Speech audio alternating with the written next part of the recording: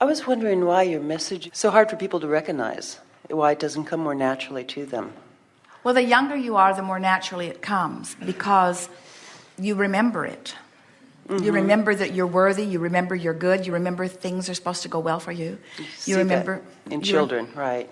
And so your question really is about, why can't I set my radio dial on one frequency and hear what's being broadcast on another? That's really the question you just asked. In other words, if you can't hear us, it's because we're broadcasting on a frequency that's different than you can hear. More so how people don't know that they have the choice. I'm here, I'm listening to you. I'm not necessarily asking for myself. But how people can spend a lifetime without ever getting a clue that they have a choice or that they can take a path that makes them feel better. Instead, they're focused on reality. Reality is everything. Well, we can understand how that can happen, because once something manifests, a lot of people agree about it. You call it fact. You call it evidence. You make monuments about it. You write it down in historical documents. We can see it. You make a big, hairy deal over reality. And we make an effort to diffuse that. We say things that we think are enlightened and brilliant, like reality doesn't mean diddly squat.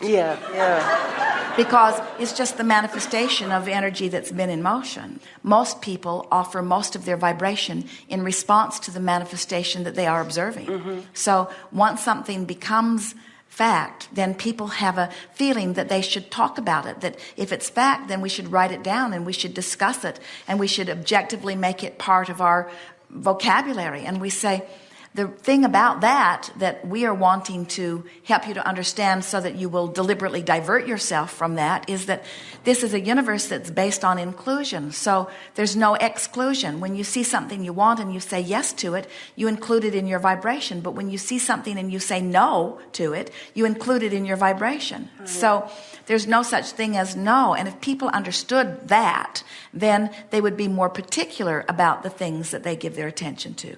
People will sometimes say to us, Abraham, it needs my attention or it deserves my attention because after all, it's true. And we say, what you're really saying is somebody gave that their attention long enough that they manifested it. And because they manifested it and now made it evidence, then I should give my attention to it also. And we say, there are a lot of things that are true. Everything that you see around you is true. Everything is true. Right. Diseases are true.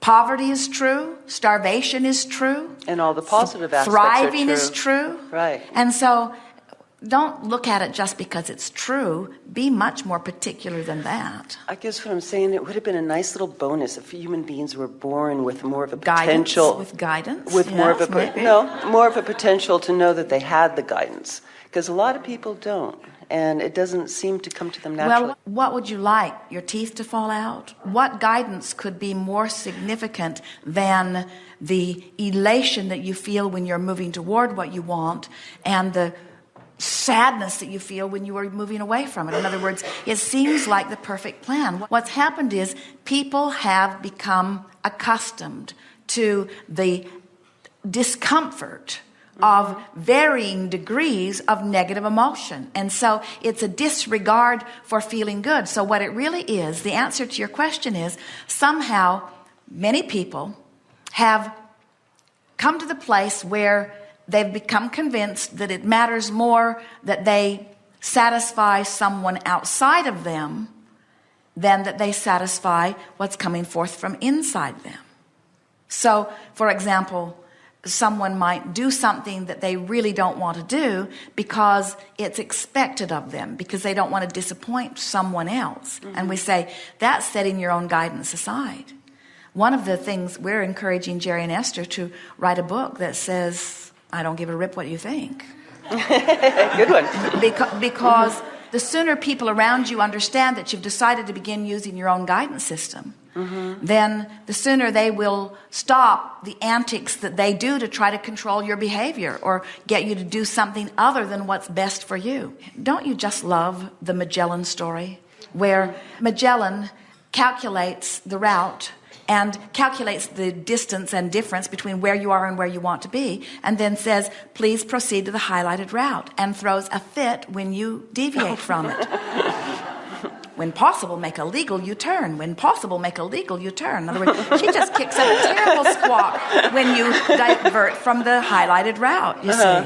And your guidance system does the same thing. You launch all these things into vibrational escrow. Source agrees with all of them and says, come this way, come this way, come this way. This is the way to the things you want. And when you go that way, you feel the discord. And now you are alert to what that discord means. Now you start feeling for thoughts, words, and actions that give you the relief that let you know you're back on your path. But if you've been listening to those outside of you instead of to that gut instinct or that feeling, then... But I guess my question is that people do tend to do that naturally. Everybody's known a lot of people that lived in their whole life in a rut. And I know a part of my life was in a rut. And during that time, I didn't know that I had the choice. I was just responding to reality. People like you come along, or people like Jerry and Esther, who write a book, who leave a clue, who live happily ever after, who do their best to demonstrate and teach by the clarity of example. And children are born every day who still remember it. Parents think that they're teaching their children when the opposite is true.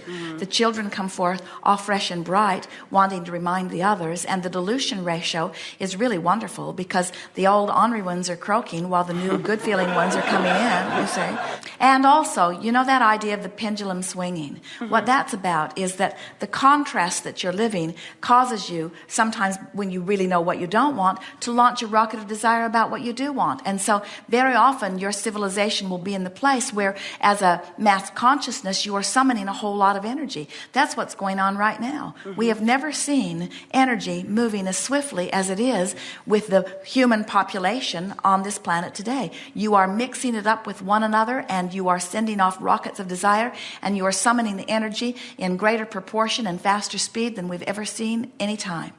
And so what that means is the energy is moving faster. Your awareness of where you are within it is becoming more apparent. So more and more people are waking up to the awareness that by feeling a little better, things go better.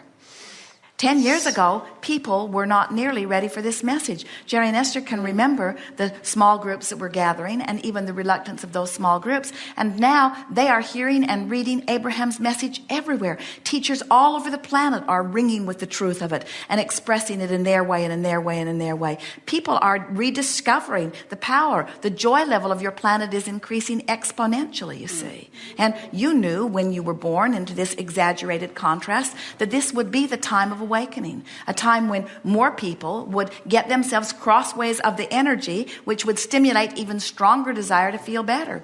You know why we don't worry about any of it? You are all, we are all of us are selfishly wired, which means we all care about the way we feel. So the guidance system that is set up is exactly right. And so it just takes a little bit of recognizing the correlation between what I'm thinking and feeling and what's manifesting before I start realizing that I can control my own experience. Even Esther, as much as she knows, sometimes will step outside of that and really expect to be able to demand that the world just treat her better so that she can feel better. Right, yeah. But the world never cooperates. It never gives her that misunderstanding. In other words, it just doesn't. There is not a shred of evidence to the contrary of law of attraction as we express it to you. Right. So when you say, why don't we get it? We want to throw the same thing back to you. It seems preposterous to us too. Okay, then I guess. We think you do get it. In other words, we think that everyone knows that they want to feel good. And we think that without exception, you know when you don't. We think where the disconnect comes for most people is that they have not yet made the conscious association that they can affect the way they feel by choosing other thoughts. Right. People still, for the most part, believe that if they could change the circumstance, so let's vote in a president that will do what we need to do, or let's get enough money together that we can drop enough bombs that we can try to control enough. In other words, there are all kinds of scenarios that play out in the name of controlling the conditions that make me feel uncomfortable. Right. But in the same way that Esther and Jerry reached a sort of crescendo where it really came down to the fact that they understand they have no choice but to clean up their vibration. They have no choice. In other words, you just can't not clean up your vibration and get the results that you want.